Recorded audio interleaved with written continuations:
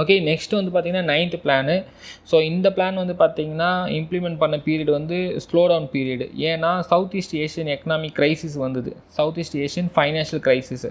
South east Asian கண்ட்ரீஸ்னால் இந்த Singapore, Vietnam, சரிங்களா. ஸோ இந்த ஏரியாவில் இருக்கிற கண்ட்ரீஸில் ஒரு ஃபைனான்ஷியல் க்ரைசிஸ் வந்து இந்த டைமில் வந்தது. ஸோ அதனால் வந்து இந்தியன் எக்கனாமி அஃபெக்ட் ஆச்சு. ஓகே, இந்த பீரியடில் ஸ்டில் வந்து என்ன சொல்கிறாங்க, அந்த மார்க்கெட் பேஸ்டு லிபரலைசேஷன் வந்து தப்பு, ஓகேங்களா, எல்பிஜி ரீஃபார்ம் தப்பு அப்படின்னு சொல்லி ஸ்டில் கிரிட்டிசைஸ் பண்ணிருக்காங்க. ஸோ 7% வந்து என்ன பண்ணாங்க, பிளான் பண்ணாங்க, சரிங்களா.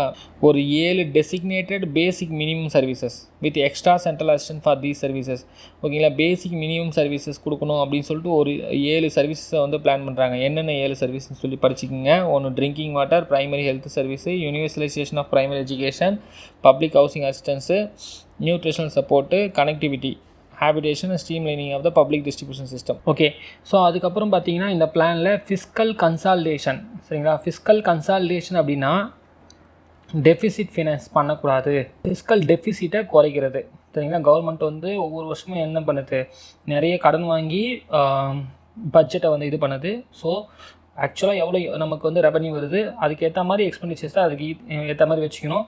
நிறைய ஃபிஸ்கல் டெபிசிட் பண்ணக்கூடாது, ஓகேங்களா. நிதி பற்றாக்குறை பெருசாக க்ரியேட் பண்ணக்கூடாது அப்படின்னு சொல்லிட்டு. ஸோ 3%க்குள்ளே வைக்கணும் அப்படின்றது தான் நார்மலாக ஃபிஸ்கல் டெபிசிட்டு பிளான் பண்ணுவாங்க, சரிங்களா. ஸோ இதுதான் நம்ம என்ன சொல்கிறோம், ஃபிஸ்கல் கன்சாலிடேஷன் சொல்கிறோம், ஓகேங்களா. ஸோ எங்கெங்கெல்லாம் ஃபஸ்ட் டைம் போகிறதோ அதெல்லாம் பார்த்துங்க. இந்த இடத்துல தான் வந்து இது வந்து ஃபஸ்ட் டைம் வந்து என்ன சொல்கிறாங்க, ஃபிஸ்கல் கன்சாலிடேஷன் வந்து ஒரு இம்பார்ட்டன்ட் ஒன்று அப்படின்னு சொல்கிறாங்க. இப்போது 9th பிளானில், ஓகேங்களா, பிகம் டாப் ப்ரையாரிட்டி. இந்த பிளானில் க்ரோத் வித் ஜஸ்டிஸ், சரிங்களா. ஸோ டெவலப்மெண்ட் இருக்கணும், அதே மாதிரி சோஷியல் ஜஸ்டிஸும் இருக்கணும், எல்லா மக்களுக்கும் போய் சேரணும் இந்த டெவலப்மெண்ட்டு. பணக்காரங்க ஆகிட்டு போகக்கூடாது, ஏழைகள் அகைன் வந்து ஏழைகள் ஆகிட்டு போகக்கூடாது இந்த க்ரோத்னால, சரிங்களா. 7.1% டார்கெட் வச்சுருக்காங்க, 6.8% வந்திருக்கு, ஆல்மோஸ்ட் அச்சீவ் பண்ணியாச்சு. எப்போவுமே டார்கெட் கொஞ்சம் எக்ஸ்ட்ரா தான் வைப்பாங்க, சரிங்களா. கொஞ்சம் நமக்கு பேங்கிங் எப்படி நம்ம அச்சீவ் பண்ணாத மாதிரி வைக்கிறோமோ அதே மாதிரி தான் அங்கேயும். ஓகே, 10th பிளான் 2002 2007 கூட கொண்டு வந்திருக்காங்க. என்டிசி என்கேஜ்மெண்ட் அதிகமாக இருக்குன்னு சொல்கிறாங்க, ஓகேங்களா. என்டிசினா என்னது, நேஷனல் டெவலப்மெண்ட் கவுன்சில். மேலே பார்த்தோம்ல, அதாவது வந்து எல்லா chief minister, prime minister, union ministers, அதுக்கப்புறம் பிளானிங் கமிஷனோட மெம்பர்ஸ்லாம் சேர்ந்து தான் என்டிசி, ஓகேங்களா. இந்த நேஷனல் டெவலப்மெண்ட் கவுன்சிலோட என்கேஜ்மெண்ட் அதிகமாக இருக்கணும் பிளானில் அப்படின்னு சொல்லி பார்க்குறாங்க, சரிங்களா. இங்கே வந்து டபுளிங் பெர் கேபிட்டா இன்கம் இன் 10 years, சரிங்களா. ஸோ 10 வருஷத்தில் ஒவ்வொருவரோட தனிநபர் வருமானத்தை அப்படியே டபுள் ஆக்கணும்னு சொல்லிட்டு first aim. So second already சொன்ன மாதிரி க்ரோத் வந்து பார்த்திங்கன்னா கண்டிப்பாக குவாலிட்டி ஆஃப் த பீப்புள் வந்து இம்ப்ரூவ் பண்ணணும், டெவலப் பண்ணணும். ஜஸ்ட்டு க்ரோத் மட்டும் கிடையாது. 8% 10% அச்சீவ் பண்ணியிருக்கேன், ஆனால் வந்து பீப்புள் இன்னும் பாவர்ட்டி லைனில் இருக்காங்கன்னா அது வந்து ஒரு கரெக்டான க்ரோத் கிடையாது. ஸோ ஈக்விட்டபிள் க்ரோத் வேணும், ஓகே.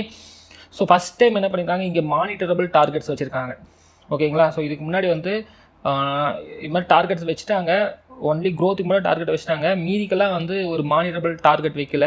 ஸோ எல்லாத்துக்குமே வந்து இயர்லி இவ்வளோ அமௌண்ட், இவ்வளோ இது நம்ம அச்சீவ் பண்ணியிருக்கணும் அப்படின்னு சொல்லிட்டு டார்கெட் செட் பண்ணி அதை பேஸ் பண்ணி போகிறாங்க. So governance was considered a factor of development, சரிங்களா. குட் கவர்னன்ஸ்னு சொல்லுவோம், ஓகே. பப்ளிக் அட்மினிஸ்ட்ரேஷன், கவர்மெண்ட்டோட ரெகுலேஷன்ஸ், கவர்மெண்ட் வந்து பார்த்திங்கன்னா நல்லா பர்ஃபார்ம் பண்ணணும், சரிங்களா. அதோடைய அட்மினிஸ்ட்ரேஷன் வந்து எஃபெக்டிவாக இருக்கணும். ஸோ அதுதான் நம்ம என்ன சொல்கிறோம், கவர்னன்ஸ்னு சொல்கிறோம், சரிங்களா. அதுவும் எஃபெக்டிவாக இருக்கணும், சரிங்களா. கவர்மெண்ட் ஆர்கனைசேஷன் எல்லாமே எஃபெக்டிவாக செயல்படணும் அப்படின்றது. States role in planning to be increased with the greater involvement of the Panchayat Raj institutions, சரிங்களா. பஞ்சாயத்து ராஜ் இன்ஸ்டிடியூஷன்ஸும் நம்ம என்ன பண்ணணும், இந்த பிளானிங்கில் கொண்டு வரணும். ஸோ ஸ்டேட் கவர்மெண்ட்டை நிறைய நம்ம உள்ளே கொண்டு வரணும் அப்படின்னு சொல்லி பிளான் பண்ணுறாங்க. ஏன்னா ஆல்ரெடி டீசென்ட்ரலைஸ்டு பிளானிங் பற்றி பேசிகிட்டு இருக்காங்க. கவர்னன்ஸையே இங்கே என்ன சொல்கிறாங்க, ஃபேக்டர் ஆஃப் டெவலப்மெண்ட் சொல்கிறாங்க, ஞாபகம் வச்சுங்க, ஓகே. ஸோ கவர்னன்ஸ் வந்து important to achieve the development சொல்ல, அதுவே வந்து ஒரு டெவலப்மெண்ட் தான், ஓகேங்களா. நல்ல ஒரு குட் கவர்னன்ஸு, ஓகேங்களா. ஒரு well functioning government itself is a development, okay. Next policy and institutional reforms in each sector, இதை கொண்டு வராங்க. எல்லா செக்டார்லையும் வந்து ரீஃபார்ம்ஸ் கொண்டு வரணும். Public sector undertakings, administrative reforms, labour reforms அப்படின்னு சொல்லிட்டு. அக்ரிகல்ச்சர் செக்டார் இங்கே அகைன் பார்த்துங்க, keyword declared as a prime moving force, PMF of the economy, சரிங்களா. ஸோ அக்ரிகல்ச்சரை என்ன பண்ணுறாங்க, ப்ரைம் மூவிங் ஃபோர்ஸாக டிக்ளேர் பண்ணுறாங்க. சரி, 10th பிளான் இது எல்லாமே. Increase the emphasise on the social sector. So education ஹெல்த்துக்கு இம்பார்ட்டன்ஸ் தராங்க, ஓகேங்களா. Relevance between the process of economic reforms and planning emphasised, okay. ரீஃபார்மும் நம்ம பண்ணணும், பிளானிங்கும் நம்ம பண்ணணும், ரெண்டுமே வந்து ஹேண்ட் டு ஹேண்ட் போகணும் அப்படின்னு சொல்கிறாங்க. ஸோ 10th பிளானோட ஃபர்தர் ஐடியா பாருங்கள். பாவர்ட்டி ரேட்டை வந்து என்ன பண்ணணும், 5% குறைக்கணும். அதுக்கப்புறம் வந்து 50% வந்து இந்த literacy and wage rate inequality, gender இன்இக்வாலிட்டியில் குறைக்கணும். சரிங்களா, மென்னுக்கும் விமனுக்கும் என்ன இருக்குது, லிட்ரஸி கேப் இருக்குது. ஓகேங்களா, மென் வந்து 85% வந்து லிட்ரேட்டாக இருக்காங்க அப்படின்னா விமன் வந்து பார்த்திங்கன்னா 65% தான் இருக்காங்க. ஸோ இதை வந்து நம்ம என்ன பண்ணணும், ஃபர்தராக வந்து குறைக்கணும், 50% குறைக்கணும்.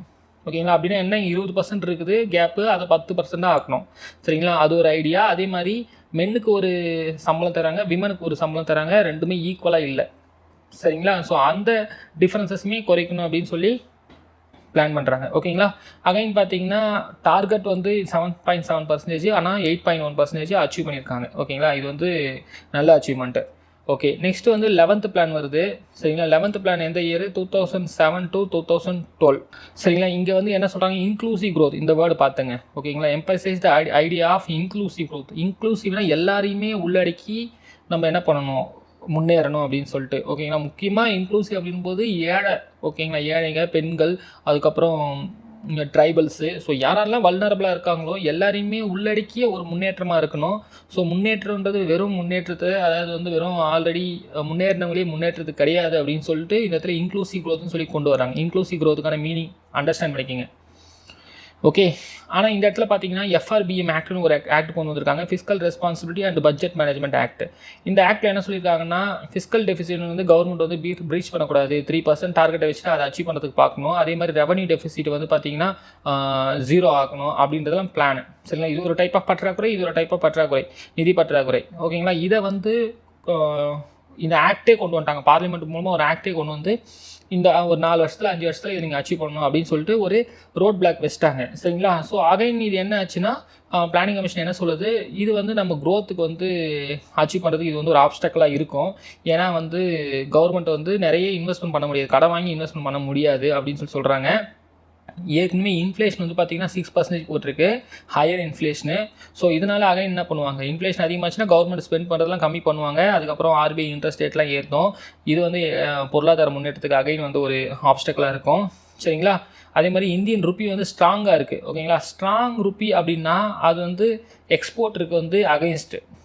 ஓகேங்களா, ஸ்ட்ராங் ருப்பி அப்படின்னா எக்ஸ்போர்ட்டருக்கு அகைன்ஸ்ட்டு, வீக் ருப்பி அப்படின்னா அது வந்து எக்ஸ்போர்ட்டருக்கு வந்து பார்த்திங்கன்னா ஃபேவரபுளாக இருக்கும். சரிங்களா, ஸோ இங்கே வீக் ருப்பி இல்லை, ஸ்ட்ராங் ருப்பி இருக்குது, அது ஒரு பிரச்சனையாக சொல்கிறாங்க. அதுக்கப்புறம் ஃபுட் கிரெயின்ஸ் எல்லாமே காஸ்ட்லியாக இருக்குது, ஆல்ரெடி சொன்னது தான். ஓகேங்களா, ஆயில் ப்ரைஸும் காஸ்ட்லியாக இருக்குது. இதெல்லாம் இருந்தும் ஆனால் என்ன பண்ணியிருக்காங்க, 7.5% வந்து க்ரோத் ரேட் அச்சீவ் பண்ணியிருக்காங்க. மேலே 10% டார்கெட் சொன்னாங்க, ஆனால் இங்கே 9% சொல்கிறாங்க. ஓகேங்களா, நெக்ஸ்ட்டு 12th பிளான் வந்து இந்த பீரியடில் பண்ணியிருக்காங்க. ஓகேங்களா, இதுக்கு வந்து ஒரு டிராஃப்ட் அப்ரோச் பேப்பர் வந்து க்ரியேட் பண்ணியிருக்காங்க. டிராஃப்ட் அப்ரோச் பேப்பர் இது வந்து ஒரு பிரைன் ஸ்டாமிங் மூலமாக தான் கொண்டு வந்திருக்காங்க. சரிங்களா, முடிஞ்ச அளவுக்கு எவ்வளோ பேச முடியுமோ, எவ்வளோ டைலாக்ஸு, எத்தனை பேர் அப்ரோச் பண்ண முடியுமோ அவ்வளோ அப்ரோச் பண்ணி ஒரு வைடு கன்சல்டன்ஸ்க்கு அப்புறமா தான் இந்த பிளானை வந்து கொண்டு வந்திருக்காங்க. இதெல்லாமே படித்து பாருங்கள். ஓகேங்களா, ஸோ இந்த டிராஃப்ட் அப்ரோச் பேப்பர் என்ன சொல்லுது, ஓகேங்களா, 12th பிளான் அப்படின்னு பார்த்தீங்கன்னா 9% டார்கெட் வைங்க, அதில் வந்து 4% வந்து பார்த்திங்கன்னா அக்ரிகல்ச்சர் செக்டர் டெவலப் ஆகணும், ஃபுட் கிரெயின்ஸ் வந்து 2%, நான் ஃபுட் கிரெயின் வந்து 5 to 6% டெவலப் ஆகணும் அப்படின்னு சொல்லி பிளான் பண்ணியிருக்காங்க. ஓகேங்களா, அதே மாதிரி இந்த டெவலப்மெண்ட் வந்து பார்த்திங்கன்னா எனர்ஜி இன்டென்சிட்டியை, இந்த பிளான் பார்த்திங்கன்னா எனர்ஜி இன்டென்சிட்டியை குறைக்கணும் அப்படின்னு சொல்கிறாங்க. ப்ரொடக்ஷன் ப்ராசஸில் எனர்ஜி இன்டென்சிட்டியை குறைக்கணும். எனர்ஜி இன்டென்சிட்டினா என்னது, நீங்கள் ஒரு பர்டிகுலர் ப்ராடக்ட்டை வந்து நீங்கள் ப்ரொடக்ஷன் பண்ணுறீங்க அப்படின்னா அதுக்கு எவ்வளோ எலக்ட்ரிசிட்டி செலவாகுது, ஓகேங்களா, அதுக்கு எவ்வளோ கோல் செலவாகுது, இந்த மாதிரி இருக்கிறது எல்லாமே வந்து எனர்ஜி. ஓகேங்களா, இந்த பவரை நம்ம கம்மியான பவரில் அதிகமான பொருளை உற்பத்தி பண்ணுறதுக்கான வேலையை பார்க்கணும். சரிங்களா, அதிகமாக எனர்ஜியை வந்து இன்டென்ஸாக யூஸ் பண்ணக்கூடாது, குறைக்கணும். சரிங்களா, ஸோ அதை பற்றி பேசுகிறாங்க. சரிங்களா, காம்ப்ரிஹென்சிவ் வாட்டர் மேனேஜ்மெண்ட் ஸ்ட்ராட்டஜி கொண்டு வரணும் அப்படின்றாங்க. சரிங்களா, புதுசாக லேண்ட் அக்விசிஷன் லா கொண்டு வரணுன்றாங்க. கவர்மெண்ட் வந்து மக்கள்கிட்ட இருந்து இந்த நிலத்தை வந்து வாங்குறது. சரிங்களா, அவங்களுடைய லேண்டை வாங்குறது எதுக்காக, மெயினாக இன்ஃப்ராஸ்ட்ரக்சர், ரோடு டெவலப்மெண்ட்டு, கம்பெனி அது இதுன்னு சொல்லிட்டு அதுக்கு டெவலப் பண்ணணும், அதுக்கு லேண்ட் வாங்கணும். சரிங்களா, அந்த லேண்ட் வாங்கும்போது அதில் நிறைய பிரச்சனை இருக்குது, அதுக்கு போதுமான காம்பன்சேஷன் கொடுக்கணும் மக்களுக்கு. அது மட்டும் இல்லாமல் நீங்கள் ஃபாரஸ்ட் லேண்ட் எதனா வந்து இது பண்ணுறீங்கன்னா என்விரான்மெண்ட் ப்ராப்ளம் வரும். சரிங்களா, இதை வந்து பேலன்ஸ் பண்ணுற மாதிரி ஒரு புதுசாக ஒரு ஆக்ட் கொண்டு வரணும் அப்படின்றாங்க. சரிங்களா, அதே மாதிரி யூனிவர்சல் ஹெல்த் கேர் கொண்டு வரணுன்றாங்க. யூனிவர்சல்னால் எல்லாருக்குமே, ஓகேங்களா, 100% வந்து எல்லாருக்குமே ஹெல்த் கேர் கிடைக்கிற மாதிரி பிளான் பண்ணணும் அப்படின்னு சொல்கிறாங்க. சரிங்களா, ஸோ இதனுடைய டார்கெட் பார்த்துங்க 88,000 மெகாவாட் எலக்ட்ரிசிட்டி. சரிங்களா, ஸோ 8% டார்கெட் வச்சாங்க, 6.7% வந்து அச்சீவ் பண்ணியிருக்கு. ஓகேங்களா. 8% டார்கெட், ஆனால் இங்கே 9% சொல்கிறாங்க, அங்கே 8% சொல்கிறாங்க. Okay, assessment of 5 year plan performance. So இந்த 5 இயர் பிளான் வந்து எப்படி வந்து இருந்தது, டோட்டலாக நம்ம எத்தனை சொல்கிறோம், 12 5 இயர் பிளான் சொல்லியிருக்கோம். ஓகேங்களா. அதுக்கப்புறம் 2 டைம்ஸ் வந்து ஹாலிடேவும் நடந்திருக்கு. ஓகேங்களா. பிளான் ஹாலிடேவும் நடந்திருக்கு. 3 இயர்ஸ் + 2 இயர்ஸ் பிளான் ஹாலிடேவும் இருந்தது. இதெல்லாம் சேர்ந்து ஓரளவுக்கு இந்தியாவை டெவலப் பண்ணியிருக்கா, அதனுடைய என்னது அச்சீவ்மெண்ட் என்ன, அதனுடைய இஷ்யூஸ் என்ன அப்படின்னு சொல்கிறாங்க. பட் இது என்னென்னா நித்தி ஆயோக்லேருந்து எடுத்துருக்காங்க இதை. சரிங்களா. இது வந்து நித்தி ஆயோக்கோட ஒப்பீனியன் மாதிரி இருக்குது. சரிங்களா. ஸோ என்னை பொறுத்த வரைக்கும் பிளானிங் கமிஷனை, ஓகேங்களா, அந்த பீரியடில் அது வந்து ஒரு நல்ல அப்ஜெக்டிவ் கொண்டு வந்தது, நிறைய பப்ளிக் செக்டரை வந்து டெவலப் பண்ணிச்சு. ஸோ இந்தியா வந்து comparing to other South east Asian countries, நீங்கள் வந்து பாகிஸ்தான் எடுத்துக்கலாம், பங்களாதேஷ் எடுத்துக்கலாம், ஸ்ரீலங்கா எடுத்துக்கலாம், இந்த மாதிரி கண்ட்ரிஸ் நம்மளை சுற்றி இருக்கிற கண்ட்ரிஸை விட நம்ம குயிக்காகவே டெவலப் ஆனோம். பட் ஹவர் சைனா வந்து நம்மளோட வேகமாக டெவலப் பண்ணாங்க. சரிங்களா. அது ஒரு கொஸ்டின். பட் அதர் கண்ட்ரிஸை கம்பேர் பண்ணும்போது நம்ம நல்லாவே டெவலப்மெண்ட் ஆயிருக்கோம். Okay, 5 year plans was to rise national income as well as per capital income. சரிங்களா. 5 இயர் பிளானோட ஐடியா வந்து நேஷனல் இன்கம் இன்க்ரீஸ் பண்ணுறது, தனிநபர் வருமானத்தை பெருக்கிறது. பட் ரெண்டுமே வந்து அச்சீவ் பண்ணல அப்படின்னு சொல்கிறாங்க. அந்த பிளானிங் ஏரால ரெண்டுமே வந்து குவைட் மாடஸ்ட், கம்மியாக தான் இருந்தது அப்படின்றாங்க ஃபஸ்ட்டு. ஓகேங்களா. 7 of the 12 5 year plans experienced lower growth than expected. ஓகேங்களா. 7 5 year plan வந்து பார்த்திங்கன்னா அதனுடைய டார்கெட்டை அச்சீவ் பண்ணல. சரிங்களா. அதுக்கப்புறம் பார்த்தீங்கன்னா growth rate modest during the first 3 decades. முதல் 30 வருஷம் பார்த்தீங்கன்னா க்ரோத் ரேட் ரொம்ப கம்மியாக இருந்தது. நம்ம வந்து அதுக்கு என்ன சொல்லுவோம், இந்து ரேட் ஆஃப் க்ரோத் அப்படின்னு சொல்லியிருந்தோம். சரிங்களா. அப்படின்னா என்ன அர்த்தம், இந்து ரேட் ஆஃப் க்ரோத்னா கம்மியான க்ரோத் அப்படின்னு சொல்லிட்டு. சரிங்களா. அதே மாதிரி ஃப்ளக்சுவேஷன் அதிகமாக இருந்தது. சில இயர் பார்த்திங்கன்னா negative per capital income growth வந்து ரெக்கார்ட் ஆயிடுச்சு. பெர் கேபிட்டல் இன்கம், ஓகேங்களா, பெர் கேபிட்டல் இன்கம் தனிநபர் வருமானம் வந்து பார்த்திங்கன்னா நெகட்டிவில் போச்சு இந்த வருஷமும். ஸோ அக்ரிகல்ச்சர்லேயும் நிறைய பிரச்சனை இருந்தது. ஓகே, எனிவே வந்து க்ரீன் ரெவல்யூஷன் மூலமாக நம்ம வந்து ஒரு செல்ஃப் சஃபிஷியன்ட்டியாக கொண்டு வந்துட்டோம். சரிங்களா. ஃபுட் கிரெயினில் செல்ஃப் சஃபிஷியன்ட்டி கொண்டு வந்தாச்சு. அதே மாதிரி expansion of iron and steel, machine tool, heavy engineering industries, India has made major strides. ஓகேங்களா. இதுக்கு எல்லாத்தையுமே காரணம் அப்போது 1950லேருந்து 65க்குள்ளே நேர் கொண்டு வந்தது தான். ஓகேங்களா. இந்த iron and steel companies, machine tools, இதெல்லாம் ஹெவி இன்ஜினியரிங் இண்டஸ்ட்ரீஸ்லாம் அந்த பீரியடில் கொண்டு வந்தது. National institution for transforming India, NITI Aayog. சரிங்களா. இதெல்லாம் போன பிறகு நம்ம வந்து என்ன வருது, நித்தி ஆயோக் வருது. நித்தி ஆயோக்னா national institution for transforming India. சரிங்களா. 2014 கொண்டு வந்துட்டாங்க. சரிங்களா. அப்போ 12th 5 இயர் பிளான் நம்ம ஃபுல்லாகவே முடிக்கல, அதுக்கு முன்னாடியே வந்து இதை கொண்டு வந்துட்டாங்க. சரிங்களா. 2015 கொண்டு வந்தாங்க. ஸோ பிளானிங் கமிஷனை வந்து எடுத்தாச்சு. ஓகேங்களா. எடுத்துகிட்டு இதை கொண்டு வந்துட்டாங்க. ஸோ எதை பேஸ் பண்ணி the nature of the economy had shifted to market dominate system. ஓகேங்களா. ஸோ வந்து எக்கனாமி வந்து ஆல்ரெடி வந்து மார்க்கெட்டு பேஸ் பண்ணி போயிடுச்சு, கேபிட்டலிஸ்ட் பேஸ் பண்ணி போயிடுச்சு. இந்த பிளானிங் கமிஷன் வந்து பார்த்திங்கன்னா கம்யூனிஸ்ட் ஐடியாவில் உருவானது. ஸோ அது நம்மளுக்கு இனிமேல் செட் ஆகாது. ஸோ நித்தி ஆயோக் கொண்டு வந்துட்டாங்க அதுக்கு பதில். ஸோ January 1, 2015 கொண்டு வந்திருக்காங்க. 14 கிடையாது, January 1, 2015 by resolution of cabinet. இதை அண்டர்ஸ்டாண்ட் பண்ணிக்கிங்க. சரிங்களா. இது வந்து பார்லிமெண்ட் கிரியேட் பண்ணல. ஓகேங்களா. பை ரெசல்யூஷன் ஆஃப் த கேபினெட்னா யார், ஒரு குறிப்பிட்ட மினிஸ்டர்ஸ், கீ மினிஸ்டர்ஸ், ஓகேங்களா, முக்கியமான மினிஸ்டர்ஸ்லாம் சேர்ந்து பிரைம் மினிஸ்டரோட சேர்ந்து அவங்க வந்து ஒரு ரெசல்யூஷன் பாஸ் பண்ணியிருக்காங்க. அது மூலமாக தான் வந்து என்ன வந்திருக்கு, நித்தி ஆயோக் வந்திருக்கு. ஆனால் நான் மேலே சொல்லும்போது பிளானிங் கமிஷன் வந்து பார்த்திங்கன்னா ஒரு ஸ்டாச்சுரி பாடின்னு சொல்லி புக்கில் கொடுத்துருக்காங்க. ஆனால் அது ஒரு ஸ்டாச்சுரி பாடி கிடையாது. அதுவுமே இதே மாதிரி யூனியன் கேபினெட் மூலமாக வந்தது தான். சரிங்களா. அதுவுமே யூனியன் கேபினெட் மூலமாக வந்தது தான். ஓகேங்களா. ஸோ அப்போ அதுவுமே என்னது, ஒரு எக்ஸிக்யூட்டிவ் பாடி. ஓகேங்களா. ரெண்டுமே எக்ஸிக்யூட்டிவ் பாடி. புக்கில் வந்து பிளானிங் கமிஷன் வந்து பார்த்திங்கன்னா ஸ்டாச்சுரி பாடின்னு கொடுத்துருக்காங்க, தப்பு. நித்தி ஆயோக்கும் சரி, பிளானிங் கமிஷனும் சரி, ரெண்டுமே எக்ஸிக்யூட்டிவ் பாடி தான். ஓகே. சரிங்களா. இது வந்து ஒரு திங்க் டேங்க் மாதிரி இருக்கணும். ஓகேங்களா. ஸோ ஒரு கவர்மெண்ட்டுக்கு வந்து பார்த்திங்கன்னா நல்ல ஒரு ஐடியாஸு, அட்வைஸ் கொடுக்குற மாதிரி வந்து இது வந்து இருக்கணும், நல்ல சஜஷன் கொடுக்குற மாதிரி அப்படின்னு சொல்லி தான் இதை பிளான் பண்ணாங்க. ஓகேங்களா. சரிங்களா. இதனுடைய மெயின் எய்ம் இன்னொன்று என்னென்னா கோஆபரேட்டிவ் ஃபெடரலிசம். ஆல்ரெடி சொன்னதா, ஒன்று வந்து மார்க்கெட் பேஸ்ட் எக்கனாமியாக போயிடுச்சு. இன்னொன்று வந்து பார்த்திங்கன்னா ஸ்டேட் கவர்மெண்ட்டையும் கூட சேர்த்துட்டு நம்ம வந்து என்ன பண்ணணும், டெவலப்மெண்ட்டை பிளான் பண்ணணும். ஸோ அதனால கோஆபரேட்டிவ் ஃபெடரலிசம் போகணும் அப்படின்னு சொல்லியிருக்காங்க. ஃபெடரல் அப்படின்னா 2, ஓகேங்களா, சென்டர் ஸ்டேட்டு, 2 கவர்மெண்ட் இருக்குது இந்தியாவை பொறுத்த வரைக்கும், சென்ட்ரல் கவர்மெண்ட், ஸ்டேட் கவர்மெண்ட். இந்த மாதிரி எங்கெல்லாம் 2 கவர்மெண்ட் இருக்கோ அதெல்லாம் நம்ம ஃபெடரல் கவர்மெண்ட்னு சொல்லுவோம். ஓகேங்களா. ஸோ யூஎஸ்லேயும் அதே மாதிரி தான் ஃபெடரல் தான். பட் பிரிட்டனில் ஃபெடரல் கவர்மெண்ட் கிடையாது, ஒரே ஒன்று தான், சென்டர் மட்டும்தான். ஓகேங்களா. ஸோ கோஆபரேட்டிவ் ஃபெடரலிசம் கொண்டு வரணும்னு சொல்லி எய்மே. ஸோ இந்த ஸ்டேட்மெண்ட் வந்து கிளியராக அண்டர்ஸ்டாண்ட் பண்ணிக்கங்க, இது இம்பார்ட்டண்ட்டு. ஓகேங்களா. நித்தி ஆயோக் பார்த்தீங்கன்னா 2 ஹப் இருக்குது நித்தி ஆயோக்கில். ஒன்று வந்து டீம் இந்தியா, இன்னொன்று வந்து பார்த்திங்கன்னா நாலேஜ் அண்ட் இன்னோவேஷன் ஹப். ஓகேங்களா. ஒன்று வந்து டீம் இந்தியா, இன்னொன்று வந்து knowledge and innovation hub.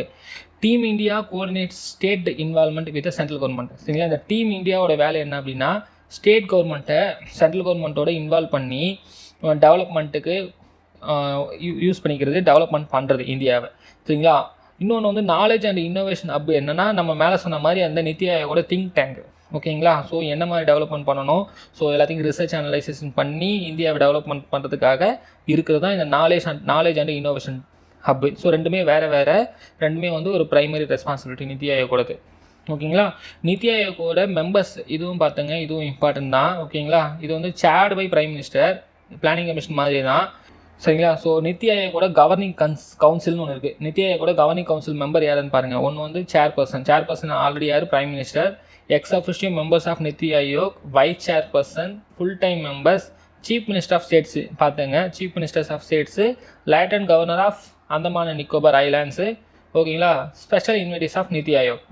So இது பார்த்துங்க. ஓகேங்களா? இவங்க எல்லாமே யார், இந்த நித்தி ஆயோகோட கவர்னிங் கவுன்சிலோட மெம்பர்ஸு.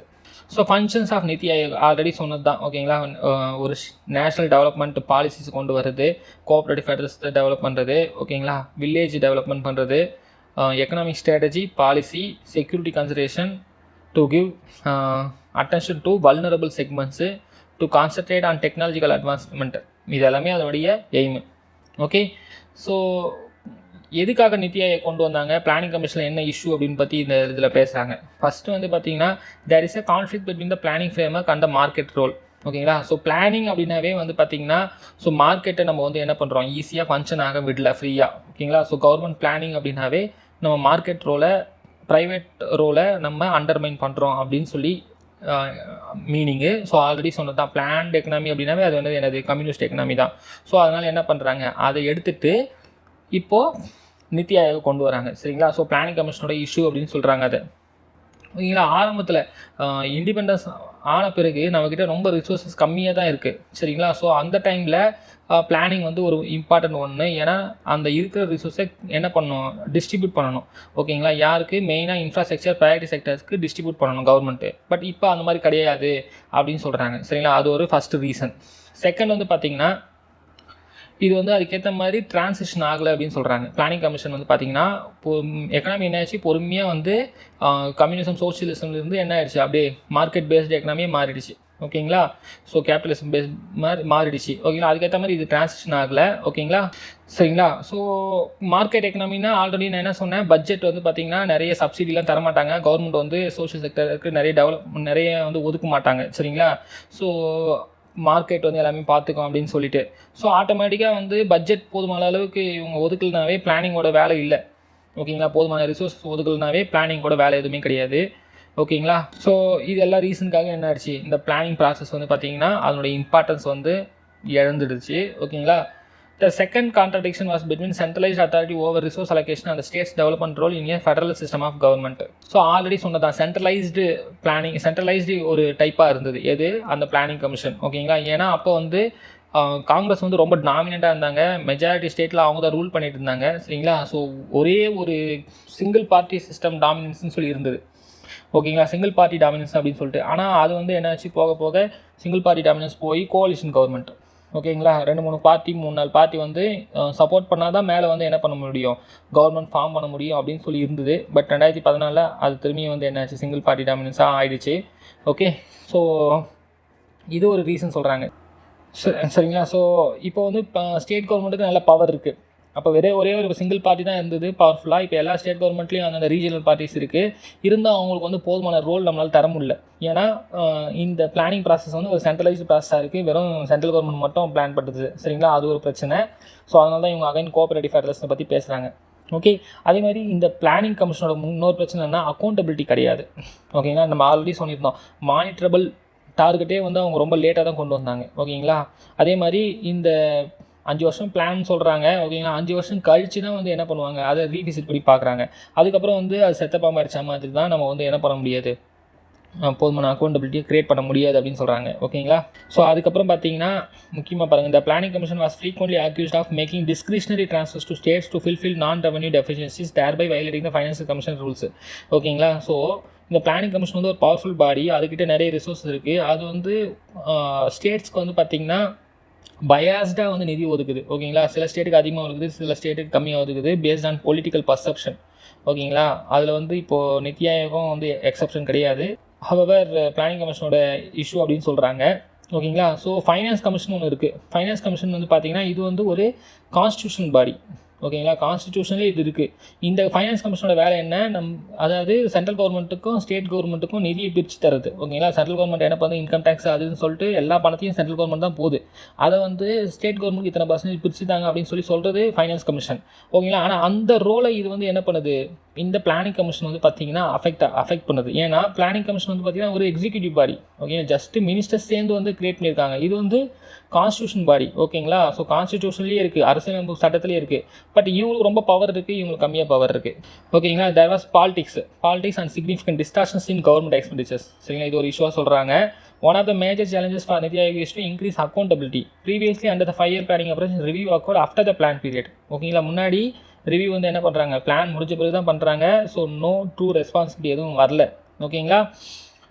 ஸோ ஆனால் நித்தி ஆயோக் என்ன பண்ணியிருக்குது, எஸ்டாப்ளிஷ் பண்ணியிருக்கு டெவலப்மெண்ட் மானிட்டரிங் அண்ட் எவாலுவேஷன் ஆஃபீஸ்ன்னு சொல்லிட்டு இதுக்காகவே. ஓகேங்களா. மானிட்டரிங் அண்ட் எவாலுவேஷன் பண்ணுறதுக்காகவே ஒரு ஆஃபீஸை வந்து க்ரியேட் பண்ணியிருக்காங்க. அவங்க வந்து டேட்டா கலெக்ட் பண்ணி செவரல் மினிஸ்டர்ஸ்கிட்டேருந்து டேட்டா கலெக்ட் பண்ணி ரியல் டைமில் வந்து செக் பண்ணுறாங்க. ஓகேங்களா. டெவலப்மெண்ட் எப்படி இருக்குதுன்னு சொல்லிட்டு. ஓகே, நெக்ஸ்ட்டு வந்து fiscal federalism and inter governmental coordination. So again federalism பற்றி தான் பேசுகிறாங்க. ஃபெடரல்னால் என்ன சொன்னோம், 2 government, dual government, central government, state government. So இதில் ஃபிஸ்கல் அப்படின்போது நிதியை பற்றி பேசுகிறாங்க. ஸோ ஆல்ரெடி பார்த்துருந்தோம், பிளானிங் கமிஷன் பார்த்திங்கன்னா ஒரு எக்ஸிக்யூட்டிவ் பாடி. பட் என்ன பண்ணிச்சது, அது வந்து ஒரு ஹிண்ட்ரன்ஸாக இருந்தது. நேஷ்னல் ஃபைனான்ஸ் கமிஷனோட ரோலை வந்து பார்த்திங்கன்னா கான்ட்ராடிக்ட் பண்ணுற மாதிரி இருந்தது, அண்டர்மைன் பண்ணுற மாதிரி இருந்தது. ஸோ எனிவே இப்போது பிளானிங் கமிஷன் எடுத்தாச்சு, இப்போ நித்தி ஆயோக் இருக்குது. ஸோ ஃபிஸ்கல் ஃபெடரலிசம் வந்து க்ரியேட் பண்ணணும். ஓகேங்களா. Between centre and state. For example, there is a significant overlap in performing legislative and executive tasks in concurrent issues. So concurrent issue அப்படின்னா என்னென்னா, இப்போது ஸ்டேட் கவர்மெண்ட் இருக்குது, அதுக்கப்புறம் பார்த்திங்கன்னா சென்ட்ரல் கவர்மெண்ட் இருக்குது, அதுக்கப்புறம் இந்த 2 கவர்மெண்ட்டுமே என்ன பண்ணுது, தனித்தனி வேலை பண்ணுது. சரிங்களா. இப்போ சென்ட்ரல் கவர்மெண்ட் வந்து பார்த்திங்கன்னா டிஃபென்ஸு, நியூக்ளியரு, ஓகேங்களா, முக்கியமாக சில ரயில்வேஸு இதெல்லாம் அவங்க கீழே வருது, சென்ட்ரல் கவர்மெண்ட் கீழே. சரிங்களா. ஸ்டேட் கவர்மெண்ட் கீழே மெயினாக அக்ரிகல்ச்சர், ஹெல்த்து இதெல்லாம் ஸ்டேட் கவர்மெண்ட் கீழே வருது. ஓகேங்களா. இதில் என்ன பண்ணியிருக்காங்கன்னா, சரிங்களா, இப்போ ஸ்டேட் கவர்மெண்ட் கீழே வர்றதுலாம் என்னென்ன லிஸ்ட்டோ சப்ஜெக்ட்ஸோ, ஃபார் எக்ஸாம்பிள் அக்ரிகல்ச்சர் சொல்கிறோம், லேண்டு சொல்கிறோம், ஃபாரஸ்ட்டு வந்து பார்த்திங்கன்னா கன்கரண்ட் லிஸ்ட்டில் இருக்கும். சரிங்களா. லேண்டு, அதுக்கப்புறம் இந்த லிக்வரு, லோக்கல் செல்ஃப் கவர்மெண்ட்டு இதெல்லாம் பார்த்திங்கன்னா ஸ்டேட் லிஸ்ட்டு கீழே வருது. சரிங்களா. ஸோ இந்திய அரசியலமைப்பு சட்டத்தில் தனித்தனியாக பிரிச்சுருக்காங்க. ஸ்டேட் லிஸ்ட்டில் வர்றது ஸ்டேட் கவர்மெண்ட் மட்டும்தான் வந்து என்ன பண்ண முடியும், சட்டத்தை போட முடியும். சரிங்களா. மொத்தமே அவங்க தான் அது எல்லாத்தையும் பார்த்துக்கணும். ஓகேங்களா. சென்ட்ரல் கவர்மெண்ட் அது உள்ளே வர முடியாது. சரிங்களா. அதே மாதிரி யூனியன் லிஸ்ட்னு ஒன்று இருக்குது, சென்ட்ரல் லிஸ்ட் கிடையாது, அது பேர் யூனியன் லிஸ்ட்டு. ஓகேங்களா. அந்த யூனியன் லிஸ்ட்டில் பார்த்திங்கன்னா ஆல்ரெடி சொன்ன மாதிரி டிஃபென்ஸு, நியூக்ளியர், ரயில்வேஸு, பேங்கிங்கு இதெல்லாம், எக்ஸ்டர்னல் அஃபேர்ஸு இதெல்லாமே அது கீழே வரும். சரிங்களா. அதில் வந்து ஸ்டேட் கவர்மெண்ட் போய் இன்டர்ஃபியர் பண்ண முடியாது. சரிங்களா. 2 பேருமே சேர்ந்து பண்ணுற மாதிரி ஒரு லிஸ்ட் இருக்குது, அது பேர் வந்து என்ன, கன்கரண்ட் லிஸ்ட். 2 பேருமே சேர்ந்து அதில் லாவை எனாக்ட் பண்ணலாம். ஓகேங்களா. இன்கேஸ் ஏதாவது கான்ட்ராடிக்ட் இருந்ததுன்னா யூனியன் கவர்மெண்ட்டோட லா தான் ப்ரிவைல் ஆகும், ஸ்டேட் கவர்மெண்ட்டோட லா வந்து அதுக்கு அட்ஜஸ்ட் பண்ணி போகணும். ஓகேங்களா. இன்கேஸ் கான்ட்ராடிக்ட் இருந்ததுன்னா. ஸோ அதில் வந்து எஜுகேஷன் வரும். ஓகேங்களா. எஜுகேஷன், ஃபாரஸ்ட்டு இதெல்லாம் பார்த்திங்கன்னா உங்களுக்கு கன்கரண்ட் லிஸ்ட்டில் வருது. சரிங்களா. ஸோ இதில் வந்து ஒரு ப்ராப்ளம் வருதுன்றாங்க. என்ன அப்படின்னா, கன்கரண்ட் லிஸ்ட்டில் மெயினாக, ஓகேங்களா, கன்கரண்ட் லிஸ்ட்டில் ஒரு ஆல்ரெடி ஓவர்லேப் இருக்குது. ஓகேங்களா. இவங்க கொஞ்சம் பண்ணுறாங்க, அவங்க கொஞ்சம் பண்ணுறாங்க, மெயினாக எஜுகேஷனை பொறுத்த வரைக்கும். ஸோ ஒரு ப்ராப்பர் கோஆர்டினேஷன் இருந்ததுன்னா நல்லாயிருக்கும் அப்படின்னு சொல்கிறாங்க. அந்த கோஆர்டினேஷன் வந்து நித்தி ஆயோக் பண்ணும் அப்படின்னு சொல்கிறாங்க. ஓகேங்களா. மெயினாக இந்த எனர்ஜி, என்விரான்மெண்ட்டு இதெல்லாம் சொல்கிறாங்க, எஜுகேஷன், பாவர்ட்டி அலிவியேஷன். ஓகேங்களா. இங்கெல்லாம் வந்து ஒரு கோஆர்டினேஷன் இல்லாமல் போகுது, ஏன்னா இதெல்லாம் கன்கரண்ட் லிஸ்ட் கீழே வருதுன்றாங்க. ஓகேங்களா. சம்டைம்ஸ் வந்து பார்த்திங்கன்னா ஈவன் ஸ்டேட் லிஸ்ட்டில் இருந்தால் கூட, கன்கரண்ட் லிஸ்ட்டில் இருந்தால் சென்ட்ரல் கவர்மெண்ட்டுக்கு பவர் இருக்குது, யூனியன் கவர்மெண்ட்டுக்கு பவர் இருக்குது டைரெக்டாக. ஸ்டேட் லிஸ்ட்டில் இருந்தாலும் ஒரு சப்ஜெக்ட்டு அப்போவும் வந்து அவங்க இன்டர்ஃபியர் ஆவாங்க, இந்த நேம் ஆஃப் நேஷ்னல் இன்ட்ரெஸ்ட்டு. ஓகேங்களா. அப்படின்றதுக்காக இன்டர்ஃபியர் ஆவாங்க.